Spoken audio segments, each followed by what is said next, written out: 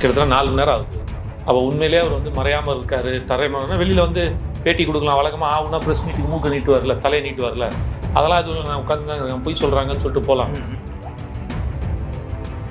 So ஆட்சி நடந்துட்டு இருக்குது, அந்த ஆட்சியை சீர்குலைக்கக்கூடிய, ஆட்சியை கவுக்கக்கூடிய சில வேலைகள் செஞ்சுருக்காரு அப்படின்னா அது கண்டிப்பாக கான்ஸ்டியூஷன் பிரகாரமும் தப்பு. இந்த மாதிரியான நடவடிக்கைகளை வந்து அவருக்கான மரியாதை இது குறைக்காதா மக்கள் மத்தியில்? அப்புறம் குறைக்கிறதுக்கு என்னங்க இருக்குது அவர்கிட்ட? செந்தில் பாலாஜி அரெஸ்ட் பண்ணி அவரிடம் விசாரணை நடத்தும் போது உண்மைகள் தெரிய வரும். அப்போ நம்ம வேணால் எடுத்துக்கலாம், தலைமையில் சொல்லி செஞ்சாங்களா, இல்லை அவரே அந்த அவரோட விசுவாசத்தை காட்டுறதுக்காக செஞ்சாரா, அதுக்காக யானைக்கும் அடி செருக்குன்னு சொல்லுவாங்கல்ல, ரொம்ப சறுக்கிடுச்சு. பொய்யான கேஸாக இருந்தாலோ இல்லாட்டி அவர் மேலே வந்து ஒரு தப்பான பழி வாங்கும் நடவடிக்கை வந்து விட்டுருவாங்களா? அவங்க இன்னும் ரோட்டில் வந்து உட்காந்துருக்க மாட்டாங்க. இப்போ மீண்டும் ஒரு நெஞ்சுவலி நாடகத்தை தமிழகம் பார்க்க போதா? தெரியாது, இருக்கலாம். யார் போட்டது வழக்கு? அறப்போர்ன்ற ஒரு இயக்கம் போட்டிருக்காங்க. அறப்போருக்கும் அரசியலுக்கு என்ன சம்பந்தம்? அறப்போருக்கும் தாவேகாவுக்கு என்ன சம்பந்தம்? அறப்போருக்கும் திமுகவுக்கு என்ன சம்பந்தம்? விஜயன்னா அவர் இவர்களால் அந்த இடத்துல பார்க்க முடியல. ஏன்னா 2 கட்சியும் ஒன்றும் பெரிய வித்தியாசம் இல்லை. திமுக 2 பேர் எதிர்த்துக்கிட்டாலும் என்ன ஒரு படத்தில் சொல்லுவார்ல கவுண்டமணி, டே நீ யாருன்னு எனக்கு தெரியும், நான் யாருன்னு உனக்கு தெரியும், நீ ஒரு கேப் மாதிரி நான் ஒரு மொல்லை மாதிரி அப்படின்னு சொல்லுவாங்க. நான் ஒரு கதை வசனத்துக்காக சொல்ல வரேன். இந்த ராஜதந்திரம் தான் டிவிக்கு பின்னாடி ஏற்படுத்தாதான்ற ஒரு கேள்வி இருக்கு. கண்டிப்பாக ஏற்படுத்த வாய்ப்பு இல்லை. ஏன்னா இங்கே ஒரு முகம் தான். நீங்கள் யாருனாலும் வந்து சேர்ந்துக்க கட்சியில். அவங்கெல்லாம் கண்ணுக்கு எடப்பாடியே வந்து கட்சியில் சேர்ந்தாலும் எடப்பாடி கண்ணுக்கு தெரியும் விஜயனா தான். அதை தாண்டி ஒரு பவர், நான் ஒரு முதலமைச்சரை தாண்டி வீட்டில் இருக்கும் ஒரு மனிதனாக பார்க்கணும். அதுதான் பிரைமரி. முதல்வரே செகண்டரியாக தான் நாங்கள் பார்க்கணும். நீங்கள் தவறு செய்யலை அப்படின்னா நீங்கள் யாருக்குமே பயப்பட வேணாம், அவங்க வேலையை நீங்கள் பார்த்துக்கிட்டே இருங்க. தப்பு பண்ணாதானங்க பயப்படணும், தப்பு பண்ணாத ஏங்க பயப்படணும்? நீங்கள் கொள்ளடிப்பீங்க, ஊழல் பண்ணுவீங்க, எல்லாத்தையும் செய்வீங்க, அராஜகத்தை பண்ணிட்டு இருந்தீங்க அப்படின்னா அதற்கான பலனை நீங்கள் அனுபவிச்சு தான் ஆகணும்னு நான் சொல்ல வரேன். ஒரு யானை இருக்குது, அந்த யானையை நீ ரோடாக கடைகளில் காமிச்சு இது சன்மானம் வாங்க வைக்கிறியா, இல்லை அப்படின்னா ஒரு கோயில் முன்னாடி நிற்க வச்சு எல்லாருக்கும் ஆசீர்வாதம் கொடுக்க வச்சு ஒரு கோயில் யானையாக கௌரவம் கொடுக்குறியா அப்படின்னு ஒரு விஷயம் இருக்குல்ல. 2மே யானை தான்.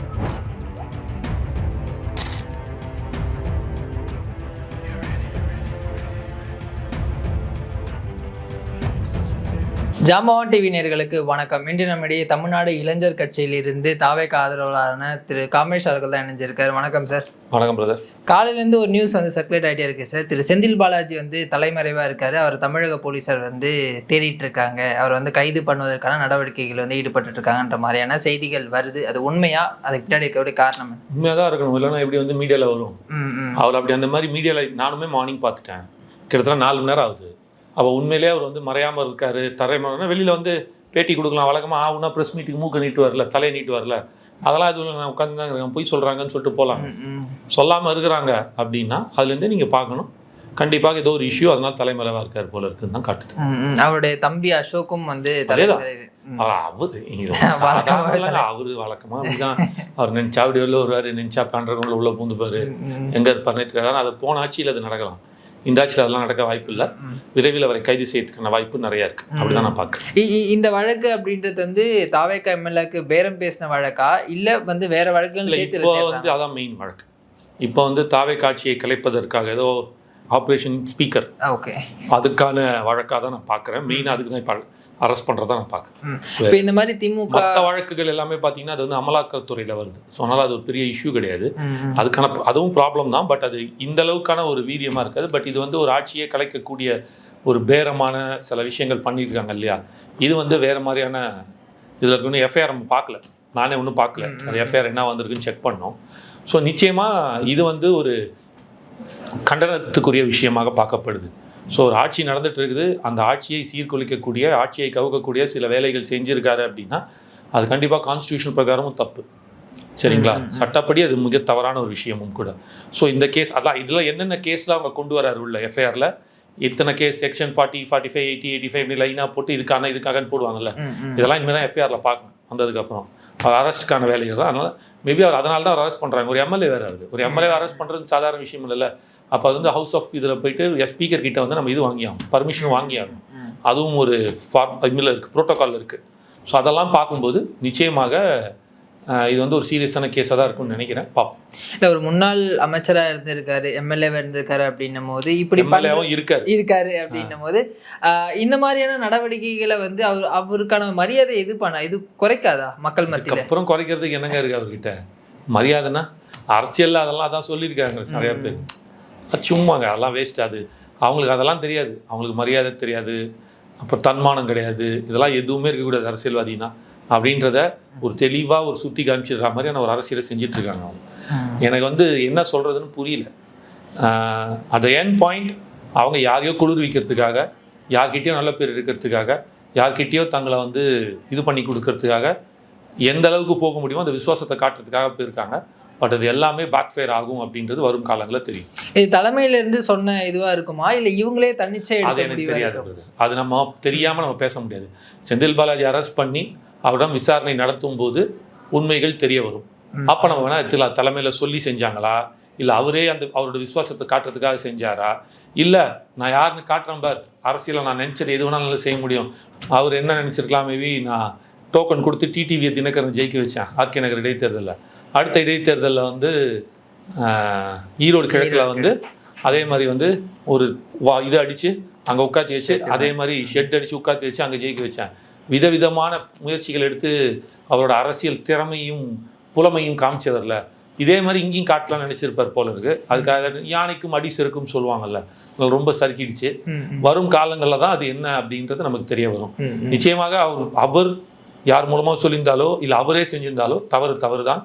அதற்கான உரிய பலன் நிச்சயமாக அவர் அனுப்பிப்பார் நான் நம்புறேன். இன்னைக்கு விழாவில் ஆதவர்ஜுனா பேசும்போது கூட சொல்லியிருந்தாரு, கரூர் கணக்கு வந்து இன்னும் மிச்சம் இருக்குது, அதை நாங்கள் முடிக்காமல் விட மாட்டோம் அப்படின்னு. கரூர் கணக்கு வந்து ஒரு மிச்சம் இருக்குது, அதை நாங்கள் முடிக்காமல் விட மாட்டோம் அப்படின்ற விஷயத்த சொல்லியிருந்தாரு. அதை இதையும் பொருத்தி பார்க்க முடியுமா? இல்லை, அது அப்படி கணக்கில் வராது. அது கரூர் கணக்குன்றது வந்து அவர் என்ன சொல்கிறாருன்றது அங்கே ஒரு இது நடந்திருக்கு. அது வந்து அஃப்கோர்ஸ் சுப்ரீம் கோர்ட்டில் கேஸ் நடந்துட்டுருக்கு. ஸோ அதை பற்றி பேசக்கூடாது. ஃபஸ்ட்டு ஒரு வழக்கு ஒன்று போய்கொண்டு இருக்கிறது அப்படின்னா அதை பற்றி இல்லை. மேபி இருக்கலாம், அவங்களுக்கு அது ஒரு பெரிய ஒரு ஆதவா ப்ரோவுக்கு வந்து ஒரு பெரிய பின்னடைவை ஏற்படுத்தி கொடுத்துச்சுல தாவேக்காக்கு அந்த டைமில். அதனால் அந்த ஒரு கோபத்தில் ஒரு வருத்தத்தில் அவர் சொல்லலாம். அந்த கணக்கு அப்படின்றது வந்து நீங்கள் நினைக்கிற பழி வாங்குற கணக்காக இல்லை. அந்த இடத்துல இதற்கு இவங்க தான் காரணம், விஜயண்ணா தான் காரணம், தாவேக்கா தான் காரணம், கொலைகாரர்கள் அப்படின்னு சொன்னாங்கல்ல, அது நாங்கள் இல்லை அப்படின்னு ப்ரூவ் பண்ணுற ஒரு விஷயம். அதை தான் ஆதவபுரம் வந்து ஒரு கணக்கு இருக்குது, அந்த கணக்கை நாங்கள் வந்து தீர்க்கணும். இந்த சென்ஸ் என்னென்னா, இதுலேருந்து நாங்கள் வெளியில் வந்துட்டு நாங்கள் அப்பழுக்கற்றவர்கள்னு ப்ரூவ் பண்ணணும் அப்படின்ற ஒரு மைண்ட் செட்டில் சொல்கிறத தான் நான் பார்க்குறேன். இல்லை, அவங்கள வந்து குற்றம் செய்யாதவங்க அப்படின்னு நிரூபிப்பதற்கான ஒரு இது செஞ்சாகணும்ல. அவங்க மேலே தான் இப்போ குற்றம் பண்ணியிருக்காங்க இல்லையா. இப்போ குற்றம் இல்லை இப்போ குற்றம் அப்படி தானே. இவங்க இப்போ திமுக என்ன சொல்லிச்சு, திமுகவில் இருந்தவங்க என்ன சொன்னாங்க, தானே சொன்னாங்க தாவேக்காவை பார்த்து. விஜய் ஒரு விஜய்னா ஒரு சொன்னாங்க, ஆதவர்ஜுனா அந்த கட்சியில் இருப்பவர்கள் எல்லாரும் எப்படி தானே சொன்னாங்களா இல்லையா. அதுதான் பாயிண்ட் அங்கே. ஸோ அப்போது இது நாங்கள் இல்லை, நாங்கள் இப்போ ஒரு நேர்மையான உண்மையான ஒரு தூய்மையான அரசியலை இங்கே செய்கிறோம். இந்த அரசியலில் அது எங்களுக்கு ஒரு கருப்பு பிளாக் மார்க் ஒன்று இருக்குது. இது நாங்கள் செய்யலைன்னு சட்டப்படி ப்ரூவ் பண்ணிட்டோம் அப்படின்னா அந்த கணக்கும் தீந்துரும் அப்படின்னு தான் சொல்லுவாங்க. அந்த டைமில் பவர் பாயிண்ட் போட்டு இதை வந்து விஜய் அவர்கள் தான் பண்ணார், அவர் வந்து லேட்டாக வந்ததான் காரணம் அப்படின்னு திரு செந்தில் பாலாஜி அவர்கள் ப்ரெஸ் மீட் கொடுத்ததெல்லாம் நம்ம பார்த்தோம். திரு விஜய் அவர்கள் திரு செந்தில் பாலாஜி மீது வந்து ஒரு பர்சனல் கோவத்தில் இருக்கார் நம்ம எடுத்துக்கலாமா, இல்லை வந்து இது ரெகுலராக எல்லார் மீதும் எடுக்கப்பட்ட நடவடிக்கை? இல்லைங்க, எதை பற்றி சொல்கிறீங்க? கரூர் இஷ்யூல இருந்தே திரு விஜய் அவர்களுக்கு அவர் மீது ரொம்ப சிம்பிளாக கேட்குறேன். இப்போ இந்த பேரம் பேசினது உண்மையாக பொய்யா? பேசாமல் யாராவது அந்த மாதிரி முடிவு எடுக்க முடியுமா? அவர் மேலே பொய் கேஸ் போட முடியுமா? இல்லைனா அவர் வந்து எஃப்ஐஆர் போட்டு ஒரு எம்எல்ஏ வந்து அரெஸ்ட் பண்ண முடியுமா? நான் ரொம்ப சிம்பிளாக கேட்குறேன். இப்போ விஜய் நான் நினைக்கிறாரு, என்னை பிடிக்கல வச்சுப்போமே, என்னை பிடிக்கல விஜய்னாக்கு ஒன்று எம்எல்ஏ என்ன போட முடியும்? நான் பேரம் பேசினேன், நான் அதை செய்தேன், இதை செய்தேன், எம்எல்ஏ பொய்வான எஃப்ஐஆர் போட்டு அரெஸ்ட் பண்ண முடியுமா? அரெஸ்ட் பண்ணாலும் நிற்குமா? நிற்க வாய்ப்பு கிடையாது. என் மேலே நான் ஒரு சாதாரண ஆள், என் மேலேயே நிற்க முடியாது. ஏன்னா சட்டம் அனைவருக்கும் சமம். அந்த பாயிண்ட்ல இருக்கும்போது அவர் வந்து ஒரு மினிஸ்டராக இருந்தவர், இப்போ எம்எல்ஏ ஒரு கட்சியில், அதாவது எதிர்கட்சியில் திமுகவில் வந்து ஒரு வல்லமை படைத்த ஒரு வலிமையான ஒரு மனிதர். அவர் எந்த லெவலில் அவர் க்ளோஸ் அப்படின்றது எல்லாருக்கும் தெரியும். முதலமைச்சர் முதலமைச்சருக்கும் அவர் மகனுக்கும், இன்ஃபேக்ட் அவர் குடும்பத்துக்குமே. அப்படி இருக்கின்ற போது விட்டுருவாங்க திமுக? பொய்யான கேஸாக இருந்தாலோ இல்லாட்டி அவர் மேலே வந்து ஒரு தப்பான பழி வாங்கும் நடவடிக்கை இருந்தால் விட்டுருவாங்களா? அவங்க இன்னும் ரோட்டில் வந்து உட்காந்துருக்க மாட்டாங்க. ரெண்டாவது, மடியில் கனம் இல்லைன்னா வழியில் எதுக்கு பயப்படணும்? நீங்கள் ஏன் போய் ஒளிஞ்சிக்கிறீங்க? ஏன் தேடுதல் வேட்டையில் போகுது? நீங்கள் ஆட்டோமேட்டிக்காக நீங்கள் வந்து வெளியில் வந்து எனக்கு இதுக்கு எந்த சம்மந்தமும் இல்லை, நான் அந்த மாதிரி சொல்லலை, நான் அந்த மாதிரி செய்யலைன்னு சொல்லிட்டு போயிருக்காங்க. அப்போது அந்த 3 பேர் அரெஸ்ட் பண்ணாங்கல்ல, அந்த 3 பேர் அரெஸ்ட் பண்ணதில் முக்கியமாக திருநாவுக்கரசு, எல்லாருக்கும் அவரை தெரியும். அவர் தான் வந்து அந்த சர்வே ரிப்போர்ட்லாம் கொடுக்குறவர். அவர் தான் அதை பேசியிருந்தா சொல்கிறாங்க. அதில் சொன்னதுனால தானே, அவங்க சொன்னதுனால தான் இவங்க போய் எடுத்துருக்காங்க, இன்னும் எடுக்க வாய்ப்பு இல்லைல்ல. ஸோ இதெல்லாம் பார்க்கும்போது ஏதோ நடந்திருக்கு, இல்லைன்னு சொல்ல முடியாது. அது என்ன அப்படின்றது வரும் காலங்களில் நிச்சயமாக காவல்துறை மூலமாகவும் சட்டத்தின் மூலமாகவும் தெரிய வரும்னு நான் நம்புகிறேன். இப்போ மீண்டும் ஒரு நெஞ்சுவலி நாடகத்தை தமிழகம் பார்க்க போதா? தெரியாது, இருக்கலாம். அவர் வந்து திருப்பி பழக்கம் போல் போய் படுத்துக்கிறாரா என்னன்றதை பார்ப்போம். நம்ம அதான் சொல்லணேன், இதெல்லாமே நடிப்புன்றது எல்லாருக்கும் தெரியுது. ஆனால் சட்டம் தான் தன் கடமையை செய்யணும். கொஞ்சம் ஸ்ட்ராங்காக இருக்கணும் இந்த வாட்டி. போன தடவை அவங்க ஆட்சி, அதனால் அவங்க என்ன வேணாலும் நெஞ்சு வலி அது இதுன்னு சொல்லிட்டு போய் படுத்துக்கலாம். இந்த முறை அப்படிலாம் இருக்க வாய்ப்பு இல்லை. தவறு செய்தால் அது வந்து கண்டிப்பாக யாராக இருந்தாலும் நான் விட மாட்டேன் அப்படின்னு சொல்லி விஜய் நான் சொல்லியிருக்காரு. நாங்களும் செய்ய மாட்டோம், செய்யவும் விட மாட்டோம், அப்படி மீறி செய்யணும்னா விடவும் மாட்டோம்னு சொல்லியிருக்காரு. ஸோ இதெல்லாம் பார்க்கும்போது அது தவறு செந்தில் பாலாஜியாக இருந்தால் நிச்சயமாக அதற்கான உரிய பலனை அவர் அனுபவிப்பாருன்னு நான் சொல்கிறேன். முன்னாள் அமைச்சர்கள் மீது தொடர்ந்து ரைடு வரதை நாங்கள் பார்க்குறோம். அவங்களோட வீடுகளில் தொடர்ந்து ரைடு வரதை நம்மளால் வந்து பார்க்கும்போது இப்போ ரீசெண்டாக ஏவா வேலு அவர்களுடைய வீட்டில் ரைட் போனாங்க. ஆனால் முன்னாள் முதல்வர் என்ன சொன்னால், இது அரசியல் பழிவாங்கக்கூடிய நடவடிக்கை அப்படின்ற ஒரு விமர்சனத்தை வச்சு அபத்தமான ஒரு விஷயமா பார்க்கணும். யார் போட்டது வழக்கு? அறப்போர்ன்ற ஒரு இயக்கம் போட்டிருக்காங்க. அறப்போருக்கும் அரசியலுக்கு என்ன சம்பந்தம்? அறப்போருக்கும் தாவேகாவுக்கு என்ன சம்பந்தம்? அறப்போருக்கும் திமுகவுக்கு என்ன சம்பந்தம்? யாருக்கும் யார் கூடயும் எந்த சம்மந்தமும் கிடையாது. சரியா? அரசியல் பழி வாங்கும் போக்குன்னு எதை வச்சு சொல்கிறீங்க? ரெண்டாவது என்ன கேள்வி கேட்குறேன், இப்போ அரசியல் பழி வாங்கும் போக்கு அப்படின்னு ஒரு உதாரணத்துக்கு சொல்கிறீங்க அப்படின்னா, நீங்கள் தப்பு பண்ணலாம், உங்களை ஏன் பழி வாங்கணும்? ஏவா வேலு எதுக்கு பழி வாங்கணும்? அவர் தப்பு பண்ணாரா? தப்பு பண்ணலாம் பழி வாங்குறாங்க. தெளிவுபடுத்திட்டாங்கல்ல அறப்போர் இயக்கம், தெளிவுபடுத்திட்டாங்கல்ல. மார்ச் 29ஆம் தேதி அன்னைக்கு டெண்டருக்கு வந்து ரோடு போடாமையே பேமெண்ட் கொடுக்கப்பட்டிருக்கு. இதுக்காக ஒரு கேஸ் போட்டதுக்கப்புறம் இம்மீடியட்டாக 5ஆம் தேதி ஏப்ரல் 5-6 வந்து போலீஸ் காவல்துறையை வைத்து கொண்டு அந்த இடத்துல சாலைகள் போடப்பட்டிருக்கு அப்படின்னு மிக தெளிவாக சொல்லிட்டாரு. அதற்கான ப்ரூஃபை கொடுத்துட்டாங்க, அதை கோர்ட்டில் சப்மிட் பண்ணிட்டாங்க. அவங்க தான் கேஸ் போட்டிருக்காங்க. போட்ட கேஸ் அறப்போர். தாவேகா மேலே பழி போடுறீங்க. தாவேகாக்கு இதுக்கு என்னங்க சம்பந்தம்? எங்கேயுமே ஏவா வேலை பற்றி தாவேகா கேஸே போடலையே. எங்கே போட்டுச்சு தாவேகா? தாவேகா கேஸ் போட்டுச்சு அப்படின்னா நீங்கள் சொல்கிறதுல ஒரு நியாயம் இருக்குது, அரசியல் பழி வாங்கும் நடவடிக்கைன்ட்டுன்னு. தாவேகா கேஸ் போடல, போட்டது அறப்போர் இயக்கம். அவங்க இன்னைக்கு நேற்றுக்கு வந்தவங்கல்ல, பல வருஷமாக இருக்கிறாங்க. அவங்க எப்போ எஸ்பி வேலுமணி இருக்கும்போதுலேருந்து ஆரம்பித்து எல்லா ஆட்சியிலையும் அவங்க யார் தவறு செய்தாலும் அவரை சுற்றி காட்டி அவர்கள் மேல் வந்து வழக்கு போகிறது அவங்களோட அந்த இயக்கத்துக்கு. அதுதான் இப்போ செஞ்சுருக்கிறாங்க. அதுதான் நம்ம அப்படி தான் நம்ம பார்க்கணும். நான் இன்னொன்று என்ன கேட்குறேன், யார் வேணாலும் யார் மேலே வேணாலும் வழக்கு போட்டோம் வேணும்னா, அது பொய்யான வழக்காக இருந்துச்சுன்னா அந்த வழக்கை ஃபேஸ் பண்ணலாம். உதாரணத்துக்கு எடுத்துப்போமே, இப்போ காமேஷ் இருக்கிறாரு, நாங்கள் ஒரு கட்சி வச்சு நடத்திட்டு இருக்கோம். நான் ஒரு தவறு செஞ்சுட்டேன், பணம் வாங்கிட்டேன், ஏமாற்றிட்டேன், நான் அறப்போர் என் மேலே போட்டுட்டோம். ஒரு உதாரணத்துக்கு சொல்கிறேன், போட்டு நான் ஃபேஸ் பண்ணுறேன். அப்போ தெரிஞ்சிட உண்மை, அது பொய்யான வழக்காக இருந்தால் அது வந்து தள்ளுபடி செய்யப்படும். இது வாண்டடாகவே அவங்க செஞ்சாங்கன்னா அதற்கான பலனை அறப்போர் இது பண்ண போகிறாங்க. அந்த பாயிண்ட் தான் இங்கே. அப்போது ஏவா வேலு நான் பண்ணாரா பண்ணலையா? எஸ் பண்ணாரு. அது அறப்போர் இயக்கம் எல்லாத்தையும் தெளிவுபடுத்திட்டு அதற்கான சமிஷன் போட்டுச்சு, கோர்ட்டில் கேஸாக போட்டுச்சு. இப்போ நீங்கள் சண்டை போட வேண்டியது அறப்போர் இயக்கத்தோட இல்லைன்னு ப்ரூவ் பண்ணி காட்டுங்க. தாவேகாக்கு இதுக்கு என்ன சம்மந்தம் இருக்குது? தாவேகா எங்கேயுமே கேஸ் போடலையே. அப்புறம் எப்படி அரசியல் பழிவாங்க உணர்ச்சியா? அதாவது ஏதாவது ஒன்று போய் சொல்லி மக்கள்கிட்ட திசை மாற்றி கவர்மெண்ட்டுக்கு ஒரு கெட்ட பேரை உண்டு பண்ணோம், இந்த அரசாங்கத்துக்கு ஒரு கெட்ட பேரை உண்டு பண்ணோம் அப்படின்னு நினைக்கிற ஒரு சாதாரண, அதாவது வந்து எப்போவுமே வந்து திமுக வந்து ஆளுங்கட்சியாக இருக்கிறத எதிர்கட்சியாக இருந்தால் மிக சிறப்பாக வந்து அவங்க வந்து பயணிப்பார்கள், வேலை செய்வாங்கன்னு சொல்லுவாங்க. ஆனால் இந்த வாட்டி பார்த்தா அது இன்னும் மோசமாயிட்டே போகுது. அந்த சிறப்பான எதிர்கட்சின்னு ஒரு லிஸ்ட்டில் போட்டால் முதல் இடத்தில் இருக்கும் திமுக இந்த வாட்டி அதையும் இழந்துரும்னு நான் நினைக்கிறேன். அதாவது ஒரு நியாயமான காரணமே இல்லாமல் எதுக்கு எடுத்தாலும் விமர்சனம் அப்படின்னு சொல்கிறது வந்து மக்கள் மத்தியில் ஒரு எக்ஸ்போஸ் ஆகுறாங்களா? அவங்களால அதை ஏற்றுக்க முடியல, தாவேக்கா வந்து அதை ஏற்றுக்க முடியல அப்படின்றது தான் ரியல். நீங்களே சொல்லிட்டீங்க. அதாவது என்னென்னா, ஆடுகளம் படம் பார்த்துருப்பீங்க. அதில் வந்து கதாநாயகன் தனுஷோட குரு வந்து அவர் பேர் என்ன? பேட்டைக்காரர் வந்து ஏற்றுக்க முடியாது. அந்த சேவல் வந்து இது வந்து அடிக்காதரா, வேஸ்ட்டா, கழுத்தை நெரிச்சு போடுறா, வேணாண்டா அப்படின்னு சொல்லுவார். ஆனால் இவன் கூட்டிகிட்டு வந்து இல்லை நான் ஜெயிக்க வச்ச உடனே அவரால் ஏற்றுக்க முடியாது. அந்த மாதிரி ஒரு பேட்டைக்காரராக தான் நாங்கள் பார்த்துட்ருக்கோம் அவங்கள. வேறு என்ன சொல்ல முடியும்? ஆனால் வந்து இதில் அனுபவம் இல்லாமல் எடுத்து இதுவே இந்த இடத்துல ஒரு கலைஞரோ இல்லை வேற ஒரு தலைவரோ இருந்தால் இந்த மாதிரி ரியாக்ட் பண்ணியிருப்பாங்களா? அவங்க இன்னும் அந்த தோல்வி ஏற்றுக்காமல் இருப்பாங்களா? இல்லை கலைஞர் இருந்தாலோ ஜெயலலிதா இருந்திருந்தாலோ அதோட பாயிண்டே வேற மாதிரி இருக்கும். இந்த மாதிரியான ஒரு கீழ்த்தரமான ஒரு விஷயங்கள் நடக்குமா, இல்லைன்னா திமுக அதிமுக வந்து 2 பேரும் கூட்டணி போட்டு ஆட்சி அமைக்கலாமா, இந்த மாதிரியான பேச்சுகள் தாட்டு அதான் எக்ஸாக்ட்லி அந்த நினைப்போ அந்த பேச்சுகளே இடம் பெற்றிருக்க வாய்ப்பு இல்லை. இங்கே என்ன அப்படின்னா விஜயன்னா இவர்களால் அந்த இடத்துல பார்க்க முடியல.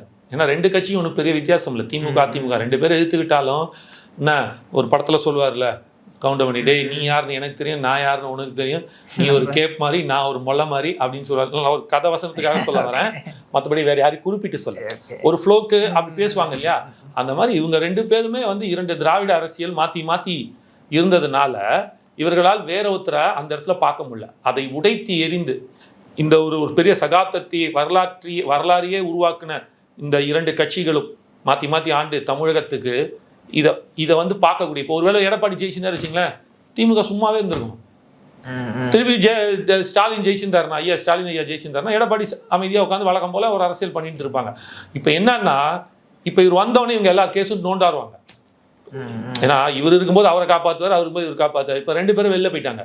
இப்போ உண்மையாக உட்காந்துருக்கிறது விஜயன். அவர் ஏற்கனவே சொல்லிட்டாரு, தொட்டவனையும் விட மாட்டேன் அப்படின்ட்டாரு, ஊழல் செஞ்சவனையும் ஊழலும் செய்ய மாட்டேன், செஞ்சவனையும் விட மாட்டேன்ட்டாரு. அப்போ இது மொத்த கோஷ்டி ஊழல் செஞ்ச கோஷ்டி. இப்போ ஒருத்தராக மாட்ட போகிறாங்க. அதுக்கு என்ன பண்ணுறது, வேற வழி இல்லையே அப்படின்னு எப்படியாவது இவரை வந்து இந்த இடத்த விட்டு, ஏன்னா 2வது மெஜாரிட்டி இந்த அளவுக்கு கஷ்டம், இது ஒரு மைனாரிட்டி கவர்மெண்ட் தானே, எதையாவது செஞ்சு இந்த அரசு கெட்ட பேரையும் இந்த அரசாங்கத்தை எடுக்கிறதுக்கான என்னென்னலாம் செய்யணும் அதெல்லாம் செய்யறதுக்கான வேலைகள் தான் பார்க்கறத நான் பார்க்குறேன். கூட்டணி கட்சிகளும் இந்த ரீசன் சொல்லி தான் வெளியில வந்தேன் அப்படின்ட்டு பொதுவெளியில் அவங்க பேச நம்மளால பார்க்க முடியுது. ஆனால் எப்படி ஒரு கூட்டணிக்கு இத்தனை நாளாக வந்து ஒரு ஆப்போசிட்ல இருந்துட்டு ஸ்டாலின் அவர்களே என்னிடம் பேசினார் அப்படின்ட்டு காதர் மொய்தீன் அவர்கள் சொல்றாரு, நான் வந்து எடப்பாடி, அது எப்படி அவ்வளோ விஜய் அவர்கள் மீது அவ்வளோ வெறுப்பா, இல்லை தான் பதவி வரவில்லை வன்மம்? இல்லை, ரொம்ப சிம்பிள். இது அதுதான் சொல்கிறேன்ல, ஒரே ஒரு எக்ஸாம்பிள் சொல்லலாம். 2021 தேர்தல் வாக்குறுதி, அது 340 345 ஏதோ ஒரு நம்பர் மாற்றிட்டேன் அந்த வாக்குறுதியோட. அது முதல்ல இனிமேல் பார்த்து வச்சுக்கணும். அந்த தேர்தல் வாக்குறுதியில் ஸ்டாலின் ஐயா சொல்கிறாரு, நாங்கள் ஆட்சிக்கு வந்தவுடன் இந்த கலெக்ஷன் கமிஷன் கரப்ஷன் உள்ள எடப்பாடி அரசாங்கத்தை இருக்கும் ஊழல் செய்த அனைவரையும் தனி நீதிமன்றம் அமைத்து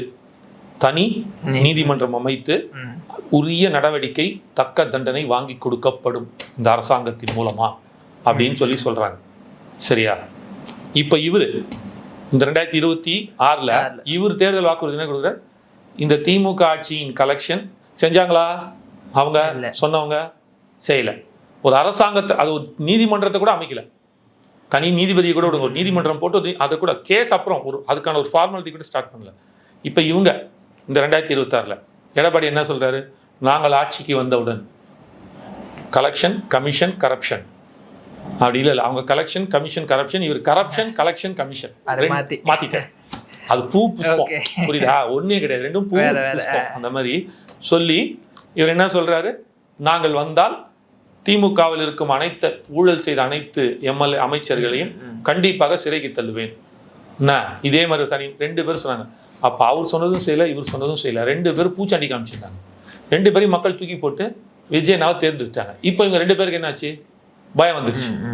ஐயோ, நீ ஃபஸ்ட்டு போறியா, நான் ஃபஸ்ட்டு போகிறேன்னா, நான் ஃபஸ்ட்டு போகிறேன்னா நீ ஃபஸ்ட்டு போறியா, யாரோட கேஸை தட்டி தூக்க போகிறாங்க, யாரை தூக்கி உள்ளே போட போகிறாங்க. ஏன்னா இந்த கவர்மெண்ட் ரொம்ப நேர்மையான கவர்மெண்ட்டாக இருக்கு. ஓப்பனாக சொல்கிறார் மக்கள்கிட்ட, அரசு அதிகாரிகள் கிட்ட, ஐஏஎஸ் கலெக்டர்ஸ் கிட்டையும் ஐபிஎஸ் ஆஃபீஸர்ஸ் கிட்டையும் காவல்துறைகிட்டையும் ஓப்பனாக சொல்கிறார், உங்களுக்கான முழு சுதந்திரம் இருக்குது, யாரும் உங்களை தடுக்க மாட்டார்கள், சுதந்திரமாக தயவு செய்து நேர்மையாக வேலை செய்யுங்கள், ஒருவேளை உங்களை யாராவது தடுத்தாங்க பிரச்சனைனா அதை என்னிடம் கொண்டு வாருங்கள் அப்படின்னு எந்த அமைச்சர் அந்த மாதிரி சொல்லி பார்த்துருக்கீங்க? முதலமைச்சர் ஓப்பனாக தெளிவாக பேசுகிறார். அப்போது இந்த பாயிண்ட் எடுக்கும்போது இந்த கேஸை தட்டினாங்க அப்படின்னா இதற்கு முன்னாடி செய்த ஊழல் அனைத்தும் அம்பலப்படுத்தப்படும் அப்படின்னு வரும்போது அதற்கு என்ன வழி? அப்போ இந்த அரசாங்கம் இருந்தால் தானே இதெல்லாம் நடக்கும். அப்போ நம்ம சம்பாதிச்ச சொத்து இதெல்லாம் எப்படி காப்பாற்றிக்கிறது? அப்போ இந்த அரசாங்கத்தை தூக்குனா மட்டும்தான் இது வாய்ப்பு இருக்குன்னு சொல்லிட்டு அதற்கான வேலைப்பாடுல இறங்குறதா நான் பார்க்குறேன். இப்போ இந்த மாதிரி ஊழல் செஞ்ச அமைச்சர்களை வந்து கைது பண்ணுறது, அவங்களுடைய சொத்துக்களை வந்து அரசுடைமையாக்குறது, இதெல்லாம் நம்ம படங்களில் பார்த்துருப்போம். ஆனால் ரியாலிட்டியில் அது பாசிபிளா? அதுக்கான வாய்ப்புகள் இருக்கா? கண்டிப்பாக வாய்ப்புகள். ஒரு நேர்மையான அரசாங்கம் வந்தால் அதெல்லாம் பாசிபிள். இதுவரையும் தமிழகம் அதான் சொல்ல வரேன், ஒரு நேர்மையான அரசாங்கம்னு முடிச்சிட்டேன்ல நான். என்ன அது நீங்கள் இந்த கேள்வி வரத்துக்கு முன்னாடி இதெல்லாம் நடக்கக்கூடிய சாத்தியமானு எல்லாருக்குமே இருக்குது. நான் சும்மா சொல்லுவாங்க நடக்குமான்னு, நடக்கும். ஏன் அதனால தான் நான் சொன்னேன், 21 ஸ்டாலின் என்ன சொன்னாரு, 26 எடப்பாடி என்ன சொன்னாரு. உண்மையிலே 21 ஸ்டாலின் நேர்மையான அரசாங்கமா இருந்தா இதற்கான ஒரு நடவடிக்கை கூட எடுத்திருந்துருக்கணும். எடப்பாடி வரல, வந்ததால எடுத்துருக்க மாட்டார். அப்போ இவங்க 2 பேருக்குள்ளேயுமே ஒரு அண்டர்ஸ்டாண்டிங் இருக்கு. ரொம்ப சிம்பிள் பிரதர், ஒரே வார்த்தையில் முடியும்னா திமுகக்கும் அதிமுகக்கும் பெரிய வித்தியாசம் இல்லை. ஆ என்ற அந்த ஒரு வார்த்தை மட்டும், அந்த ஒரு எழுத்து மட்டும்தான் வித்தியாசம், வேற எந்த வித்தியாசமும் கிடையாது. அதே மாதிரி இப்போ அதிமுகலேருந்து பல நிர்வாகிகள் வந்து தாவேக்கா நோக்கி நகரத்தை பார்க்க முடியும். அதில் முன்னாள் அமைச்சர்கள், முன்னாள் எம்எல்ஏக்கள், இன்னாள் எம்எல்ஏக்கள் அப்படின்னு வரது நம்மளால பார்க்க முடியாது. இது திமுகவோட கூட்டணி அமைச்சரின் எதிரொலியா அல்லது வந்து அந்த தலைமையின் மீது அவங்களுக்கு நம்பிக்கை இல்லை அப்படின்னு? இல்லை, இங்கே வந்து ஆட்சியிலையும் பங்கு அதிகாரத்திலையும் பங்குன்ற ஒரு விஷயத்த அண்ணன் முதல்ல எடுத்து வச்சுட்டாரு. ஸோ அதை பார்க்கும்போது அவர்களுக்கு அந்த ஒரு நம்பகத்தன்மை வருது. அதிமுகலேருந்து எல்லாரும் ஏன் வெளியில் வராங்க விட்டுட்டு அப்படின்னு அந்த பாயிண்ட் எடுத்தீங்க அப்படின்னா, எப்போ திமுக அதிமுக ஒரு கூட்டணி போடக்கூடிய சாத்தியக்கூறுகள் பேச்சுவார்த்தையே நடந்துருச்சோ 2031 நடக்க போகுதுன்னு நினைக்கிறேன். 29 தெரியல, ஒரு எலெக்ஷன் வெயிட் பண்ணி பார்ப்பாங்க கண்டிப்பாக. 31 தான் அதுக்கு வாய்ப்புகள் நிறையா இருக்கும். எனக்கு தெரிஞ்சு 29 கண்டிப்பாக எடப்பாடி போக மாட்டார். அவர் வந்து இவர் கூட தான் இருப்பாங்க, பிஜேபியோட தான் இருப்பார் அவர். ஏன்னா அப்போ தானே சென்ட்ரல் அவருக்கு ஒரு ஹோல்டு கிடைக்கும். அதனால் அந்த ஹோல்டு வேணும் அப்படின்னா பிஜேபியோட தான் அவர் கண்டிப்பாக போவார். ஏன்னா அவர் நம்புவார் மோடி வருவார் அப்படின்ட்டுன்னு. மோடி தான் பிரைம் மினிஸ்டர் கேண்டிடேட். அந்த பாயிண்ட்டில் அவர் அப்படி தான் போவார். 31 தமிழ்நாட்டுக்குன்னு வரும்போது நிச்சயமாக அவர் வந்து பிஜேபியை கட்டி விட்டுட்டு திமுகவோட சேருவார். அந்த பாயிண்ட் வரும்போது அப்போது பல ஆண்டுகளாக இதுவரை இருந்த திமுக அமைச்சர்கள், எக்ஸ் அதிமுக அமைச்சர்கள், மன்னிக்கணும், எக்ஸ் அதிமுக அமைச்சர்கள், எம்எல்ஏக்கள் 31 திடீர்னு 2 பேர் கூட்டணி போட்டால் எந்த முகத்தை வச்சுட்டு போய் நான் அந்த மக்களை சந்திப்பாங்க? சார் நமக்கெல்லாம் இங்கே ஒரு பெரிய விஷயம் இல்லை, ஊர் சைட்லாம் அப்படி கிடையாது தெரியும்ல. அவன் திமுக காரன்டா, அவன் அதிமுக காரன்டா, அவன் கலைஞர் டீம்டா, இவன் வந்து அவங்க அம்மா கோஷ்டிடா, இப்படி தான் பேசுவாங்க.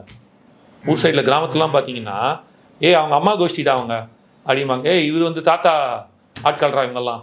இப்படி ஒரு கட்டமைப்பை உருவாக்கி வைக்கிற இடத்துல 2 பேரும் சேர போகிறாங்க அப்படின்னு சொல்லும்போது அதை மக்கள் ஏற்றுக்கவே மாட்டாங்க. ஏற்றுக்க முடியாத அளவுக்கு ஒரு ஜீர்ணிக்க முடியாத அளவுக்கு ஒரு விஷயமாக மாறப்போகுது. அப்போது அன்னைக்கு நான் போய் நின்று கஷ்டப்படுறதுக்கு இப்போவே நான் வெளியில் வரேனேன்னு சொல்லிட்டு தெளிவாக வெளியில் வரேன். அதனால தான் நான் பார்க்கணும். ஆனால் இது தாவேக்காவுக்கு ஒரு பின்னடைவு நம்ம பார்க்க முடியும். ஏன்னா அங்கே இருக்க அமைச்சர்கள் மீதும் முன்னாள் அமைச்சர்கள் மீதும் ஊழல் குற்றச்சாட்டுகளுக்கு இப்போ இன்னைக்கு விஜயபாஸ்கர் அவர்களே எடுத்துக்கிட்டா கூட குட்கா ஊழல் வந்து அவர் மீது இருக்குது, பல அமைச்சர்கள் மீது பல ஊழல்கள் இருக்குது. இவங்க எல்லாம் தாவேக்காவுக்கு வரும்போது அது ஒரு முரணாக இருக்காதா? நேற்று இதே கேள்வியை சிடி நிர்மல்குமார்கிட்ட கேட்டாங்க. அதுக்கு அவர் என்ன சொன்னார், யார் யார் மீது வழக்கு இருக்கோ அந்த வழக்குகள் எல்லாம் கண்டிப்பாக நடக்கும், எங்களுக்கு சட்டப்படி நடவடிக்கை எடுப்பார்கள், எங்களுக்கும் அதுக்கு எந்த சம்மந்தமும் இல்லை. அது அந்த டிபார்ட்மெண்ட். இப்போ உதாரணத்துக்கு விஜயபாஸ்கர் நீங்கள் சொன்னீங்கன்னா விஜயபாஸ்கர் ப்ரூவ் பண்ணிட்டு வரணும். ரெண்டாவது இன்னொரு விஷயம் சொல்கிறேன், இப்போ நடக்கிற சட்டத்திட்டங்கள் கோர்ட்டு இதெல்லாம் யாரோடது? அது ஒரு இண்டிபெண்ட் பாடி. நீங்கள் அப்படியே வச்சா கூட அது சென்ட்ரல் கவர்மெண்ட்டுக்கும் இதுக்கும் தான் வர ஒரு விஷயம். கான்ஸ்டியூஷன் பிரகாரம் தமிழக அரசாலாம் ஒன்றும் இறங்கி நீ அவனை மாற்றி இவனை மாற்றினா கண்ட்ரோல் பண்ண முடியாது. அதெல்லாம் தாண்டி தெளிவுபடுத்திட்டார். இங்கே நாங்கள் இதை வந்து என்கரேஜ் பண்ண மாட்டோம். வரவும் யார் வேணாலும் ஜனநாயகத்தில் யார் வேணாலும் சேரலாம், சேர்ந்துக்குங்க, அது பிரச்சனை கிடையாது எனக்கு. ஆனால் உங்கள் மீது வழக்குகள் நிலுவையில் இருந்தால் அது எல்லாமே சட்டப்படி நீங்கள் சந்திக்க வேண்டிய இடத்துல தான் நீங்கள் இருக்கீங்க. தாவேக்கா எந்த இடத்துலையும் உங்களுக்கு ஆதரவு தராது அப்படின்றத தெளிவுபடுத்திட்டார் சிடி நிர்மல்குமார். இப்போ மத்திய பாஜக மீது நமக்கு ஒரு விமர்சனம் இருக்கு. மற்ற கட்சியிலேருந்து வரவங்கலாம் வந்து இவங்க போட்டு இவங்க பக்கம் வந்துட்டாங்க அப்படின்னா அது வாஷிங் மிஷினில் பண்ண மாதிரி இவங்க நல்லவராயிடுறாங்க அப்படின்ற ஒரு பார்வை இருக்கு. இப்போ அதே பார்வை வந்து தாவேக்கா மீதும் வந்து வரும் காலங்களில் தான் அதை பார்க்கணும். அது உண்மையிலேயே அவங்க வந்து வாஷிங் மிஷின் ஆகிட்டாங்களா, இல்லை வாஷிங் மிஷின் அந்த கட்சி இல்லை அப்படின்னா யார் வந்து சேர்ந்தாலும் அவங்களோட கடமையை செய்கிறாங்களா அப்படின்னு சில விஷயங்கள் இருக்குல்ல, இதெல்லாம் வெயிட் பண்ணி தான் நம்ம பார்க்கணும். First point. ரெண்டாவது, இந்த இடத்துல எங்கேயுமே வந்து ஊழல் செய்தவர் நீங்கள் சொல்கிறீங்கல்ல, இவர்கள் மீண்டும் ஊழல் செய்வார்களா என்னன்றது நமக்கு அந்த பாயிண்ட்டுக்குள்ளே தான் நம்ம பேச முடியும். இதுக்கு முன்னாடி நடந்ததை வச்சு நான் பேச முடியாது. இதுக்கு முன்னாடி திமுக ஓட்டு போட்டவன் அதிமுக ஓட்டு போட்டவன் நீ ஏன்டா தாவேக்கா ஓட்டு போட்டேன்னு கேட்க முடியுமா? கேட்க முடியாது. கரெக்டா? போனாடி திமுக தானே ஓட்டு போட்டா, இந்த வாட்டி ஏன் தாவேக்கா ஓட்டு போடுற அப்படின்னு கேட்க முடியாது. போனாடி அதிமுக தானே ஓட்டு போட்டேன், இந்த வாட்டி ஏன் தாவேக்கா ஓட்டு போடுறேன், அது அவங்களோட விருப்பம். அதுபோல் ஒருத்தர் கட்சியில் சேர்வது ஜனநாயக முறைப்படி யூ ஹாவ் டு வெல்கம். நீங்கள் தடுத்து நிறுத்த முடியாது.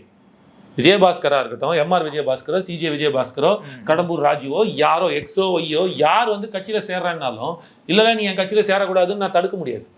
எத்தனோ லட்சம் உறுப்பினர்கள் வந்து சேர்ந்துருக்காங்க, கோடான கோடி உறுப்பினர்கள். அந்த கோடான கோடி உறுப்பினர்கள் எவன் என்ன தப்பு பண்ணாங்க யாருக்குமே தெரியாது. அதெல்லாம் பார்த்துட்டு இருக்க முடியாதுல்ல. இவர்கள்லாம் தெரிஞ்சவர்கள். ஓகே ஃபைன் அக்செப்ட் பண்ணிக்கிறேன். அப்போ இந்த பாயிண்ட்ல வர வச்சுங்க. இப்போ ஒரு உதாரணத்துக்கு ஒரு உறுப்பினராக ஒருத்தன் சேர்ந்துருக்கிறான், அவன் மேலே ஒரு போக்சோ வழக்கு இருக்கும், யாருக்கு தெரியும்? அவனை எப்படி நீ சேர்க்க மாட்டேன்னு சொல்லுவேன்? அதுதான் சொல்ல வரேன். அப்போ இவர்களும் ஒரு உறுப்பினர், இப்போதைக்கு தெரிஞ்ச உறுப்பினர், தெரியாத உறுப்பினர், அவ்வளவுதான். ஸோ அப்போ இவங்களுக்கு ஒரு பதவி கொடுத்துட்டாங்களா, எம்எல்ஏவா மினிஸ்டர் ஆக்கிட்டாங்களா, அப்பெல்லாம் உட்காந்து வச்சுட்டாங்கன்னா அப்போ சொல்லுங்க கேட்கலாம். இப்போதைக்கு அவங்க வந்து சேர்றாங்க, வாங்க வந்து சேருங்க, வாழ்த்துக்கள், வந்தவரை வாழ வைப்போம் தமிழகம், வருவரை வரவேற்கும் தாவேக்கா அப்படின்னு தான் நம்ம எடுத்துக்கணும். இப்போ இவங்களுக்கு போஸ்டிங்கோ இல்லை வரக்கூடிய இடைத்தேர்தலில் இவங்களுக்கு வாய்ப்போ கொடுக்கப்படாது நம்ம சொல்ல முடியுமா? 100% அது சொல்ல முடியாது. கண்டிப்பாக இருக்கலாம், இல்லாமல் இருக்க வாய்ப்பு இல்லை. கொடுக்கலாம், கொடுக்காம போகலாம். அது தலைவர் எடுக்க போகிற முடிவு, விஜயனா எடுக்க போகிற முடிவு, முதல்வர் எடுக்க முடிவு. புரியுதா? எங்கேயாவது விஜயனா நீங்கள் ரிசைன் பண்ணிட்டு வாங்கன்னு சொல்லவே இல்லையே. விஜயபாஸ்கரா இருக்கட்டும், எம்ஆர் விஜயபாஸ்கரா இருக்கட்டும், யாராக வேணாலும் இருக்கட்டுமே. இப்போ இந்த 6 அமைச்சர்கள் வந்து எம்எல்ஏக்கள் வந்து ரிசைன் பண்ணிட்டு வந்தாங்கல்ல, யாருமே வந்து விஜயனா ரிசைன் பண்ணிட்டு வான்னு சொல்லவே இல்லையே. தெரியாது என்ன நடக்கும்ட்டுன்னு. கொடுக்கலாம், கொடுக்காமையும் போகலாம். ஆனால் மந்திரி சபையில் அவர்களுக்கு ஒரு மினிஸ்டர் போஸ்ட் கொடுத்து உட்காத்தி வச்சு என்ன நடக்குதுன்றது பார்க்கும்போது தான் நமக்கு தெரியும். அது வரைக்கும் பொறுத்து தான் பார்க்கணும். அவர் என்ன மாதிரி முடிவு எடுக்கிறாரு, எப்படி இதை ஆதரிக்கிறாரா இல்லை ஆதரிக்காமல் இருக்காரா அப்படின்றதுலாம் இதெல்லாம் ஒரு அரசியல் ராஜதந்திரன் கூட சொல்லலாம். அது அந்த ராஜதந்திரம் தான் டிவிகேக்கு பின்னாடி ஏற்படுத்தாதான்ற ஒரு கேள்வி இருக்கு. கண்டிப்பாக ஏற்படுத்த வாய்ப்பு இல்லை. ஏன்னா இங்கே ஒரு முகம் தான். நீங்கள் யாருனாலும் வந்து சேர்ந்துருக்கீங்க கட்சியில், அவங்கெல்லாம் கண்ணுக்கு எடப்பாடியே வந்து கட்சியில் சேர்ந்தாலும் எடப்பாடி கண்ணுக்கு தெரிய மாட்டாரு, விஜயனா தான். புரியுதா? ஒரு உதாரணத்துக்காக சொல்ல வரேன். ஆனா பவர் அவரிடம் இருக்கு அப்படின்றது பவர் இல்லை சார், அதை தாண்டி மக்களிடம் இருக்கக்கூடிய ஒரு இது பவர். இன்னைக்கு வரும், நாளைக்கு போகும். அது நான் பெருசாக பேசல. இன்னைக்கு அவருக்கு முதலமைச்சர் பதவி கொடுத்துருக்காங்க, வாழ்த்துக்கள். நாளைக்கு ஒருவேளை இல்லாமல் கூட போகலாம். எனக்கு தெரிஞ்சு அது இல்லை, ஜெயிப்பா நான் நம்புறேன். ஒருவேளை இல்லாமல் போனாலும் மக்கள் அவர்கிட்ட இருக்கிற அந்த இது வந்து குறைய வாய்ப்பு இல்லைன்னு சொல்ல வரேன். விஜயனா மேலே இருக்கு, அதனால தான் அண்ணான்னு சொல்கிறோம். நாங்கள் முதல்வர் கூட சொல்றது இல்லை, விஜய் அண்ணான்னு சொல்கிறோம். அந்த அண்ணாவை தான் நாங்கள் பார்க்குறோம், எங்கள் குடும்பத்தில் ஒருவராக பார்க்குறோம். அந்த பாயிண்ட்ல நீங்கள் எடுத்தீங்கன்னா தட் இஸ் செகண்டரி. எங்களை பொறுத்த மட்டும் அவர் அதை தாண்டி ஒரு பவர், நான் ஒரு முதலமைச்சரை தாண்டி வீட்டில் இருக்கும் ஒரு மனிதனாக பார்க்கிறோம். அதுதான் பிரைமரி. முதல்வரே செகண்டரியாக தான் நாங்கள் பார்க்குறேன். என் அண்ணன்டா, என் அண்ணன் அப்படி நான் பார்க்குறேன். அப்புறம் தான் முதல்வர் எனக்கு அண்ணன் ஆயிட்டாரு, அப்புறம் தான் முதல்வர் ஆகிறாரு. முதல்வராக அண்ணன் ஆகல, அண்ணனாய் முதல்வர் ஆகிறாரு. அவர் கரெக்டாக சொல்றாரு, நான் கட்சி ஆரம்பிச்சுட்டு வீட்டுக்குள்ளே போல, வீட்டுக்குள்ளே போயிட்டு கட்சி ஆரம்பிச்சேன்றாரு. அப்போ எங்கள் முதல்வர் எங்கள் அண்ணன் விஜய் அண்ணான்னு சொல்ல, விஜய் அண்ணா எங்கள் முதல்வர் சொல்றோம். அப்ப எது முதல்ல நிக்குது? அந்த உரிமை, அண்ணன்ற எங்க உரிமை. தம்பியாக அண்ணன், தம்பியா அவர் அண்ணனா நான் பாக்குறேன், அந்த உரிமை தான் முன்னாடி நிக்குது. அதைத்தான் இங்க நாங்க சொல்றோம். உங்க பதவிலாம் வந்து நிரந்தரம் இல்லை, ஆனா எங்க அண்ணன் எப்பவுமே எங்களுக்கு நிரந்தரம். அந்த பாயிண்ட்ல எடுக்கும்போது இப்ப நீங்க சொல்றோம்ல, இந்த கட்சியில யார் வந்து சேர்ந்தாலும், எவ்வளவு பெரிய ஆளா இருந்தாலும் சரி, ஓப்பனா சொல்ல மோடியே வந்து சேராரு வச்சுக்கிங்க, தமிழக வெற்றிகள் ஒரு பேச்சுக்கு சொல்ல வரேன். அப்ப கூட மோடி தெரிய மாட்டாரு, எங்க அண்ணன் விஜயனா தான் தெரிவார் அந்த கட்சியில. அவர் தான் ஒரு முகம். அந்த முகத்துக்கும் அந்த சின்னம் விசிலுக்கு தான் மொத்த ஓட்டும் ஜெயிக்க வச்சது. புரியுதா? இது அப்படியே அதிமுக பாக்குற மாதிரி இருக்கா? ஏன்னா சொல்லி ஜெயலலிதா அவர்கள் இருக்கும் போதும் இதே தான் இருந்துச்சு. அவங்க தான் ஒரு பவர் சென்டர், கீழே யாரும் தெரிய மாட்டாங்க. அதுதான் சொல்ல வரல. இது கான்ஸ்டியூஷனலா நீங்க எடுத்தீங்கன்னா இது வந்து ஒரு தப்பான வழிகாட்டியா தான் நம்ம பார்ப்போம். பட் மக்கள் அப்படிதானே இருக்கான். நீங்க இங்க ரொம்ப சிம்பிளா பார்க்கணும். நான் பல தடவை சொல்லியிருக்கேன், இங்க தலைவனை நோக்கி பயணிக்கிற கூட்டம் தான். நீங்க ஒண்ணுமே பண்ண முடியாது. நீங்க ஒண்ணுமே பண்ண முடியாது. தலைவனை நோக்கி பயணிக்கிற கூட்டம். அதுக்கு ஒரே ஒரு எக்ஸாம்பிள் அப்படின்னா, கிட்டத்தட்ட பிஜேபி 16 மாவட்டத்துக்கு மேல வந்து மாநிலங்கள்ல வந்து ஆட்சி பண்ணுது. ஆனா எங்கேயுமே பிஜேபிக்கா கேரண்டின்னு சொல்ல, மோடிக்கா கேரண்டி தானே சொன்னீங்க. அப்போ மோடிக்கா கேரண்டி போது தலைவனை நோக்கி தானே பயணிக்குது. அதே தான் இங்கே இது எல்லா இடத்துலையும் ஸ்டாலினை நோக்கி பயணிக்குது, ஜெயலலிதா அம்மாவை நோக்கி பயணிச்சுது, கலைஞரை நோக்கி பயணிச்சுது, எம்ஜிஆரை நோக்கி பயணிச்சுது. அப்படிதான். இப்போ நாம் தமிழர்கள் நீங்கள் போயிட்டு சில பேர்கிட்ட கேட்டீங்க அப்படின்னா, ஆமா நாம் தமிழர் கட்சி உனக்கு பிடிக்குமான்னா அப்படின்னு கேட்பாங்க. அதான் அவர் பிடிக்குங்க அப்படிம்பாங்க. சீமான் கட்சின்னு தான் அதுக்கு பேரே தவிர நாம் தமிழர் கட்சின்னு அதுக்கு பேர் கிடையாது.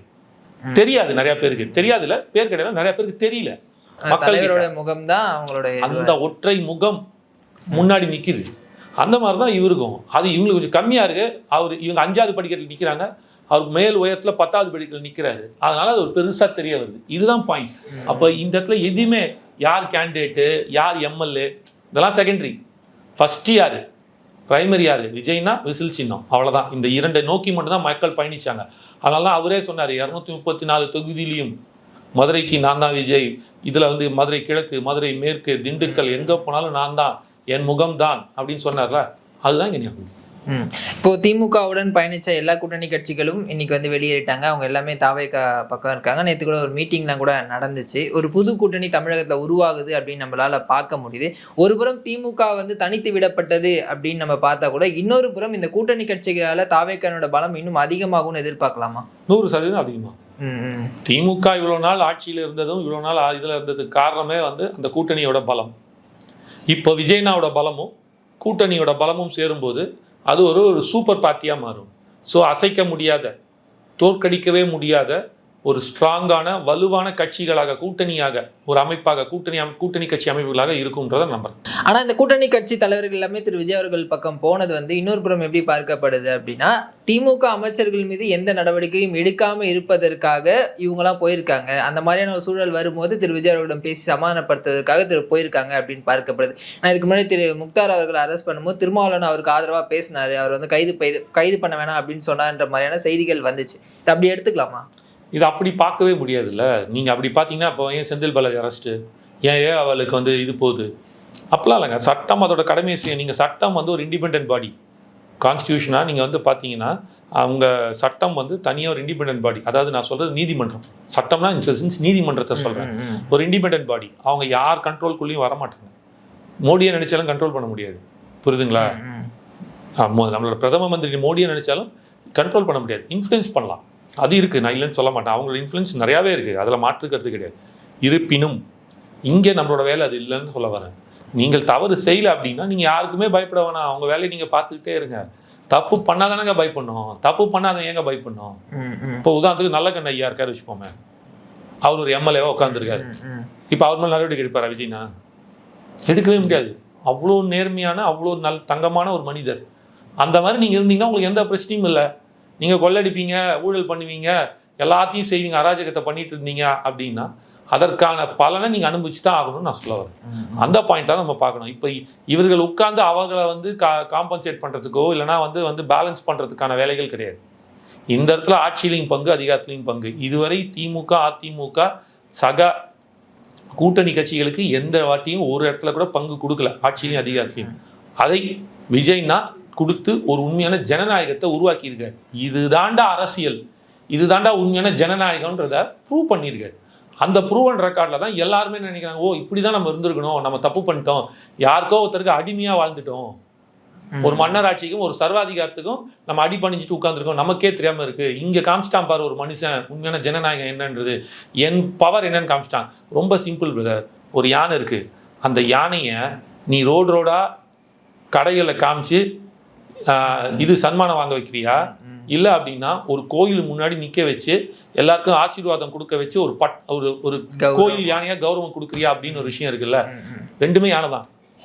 எந்த இடத்துல அதை வச்சு எங்க இடத்துல மரியாதை கொடுத்து எப்படி அதை வந்து இது பண்றோம்னு இருக்குல்ல, அதை விஜய்னா செய்யறாரு, அவங்க செய்யல. இப்படிதான் நான் பார்க்குறேன். அடுத்தடுத்த நிகழ்வில் தொடர்ந்து பேசுவோம் ப்ரோ. தகவலுக்கு ரொம்ப நன்றி.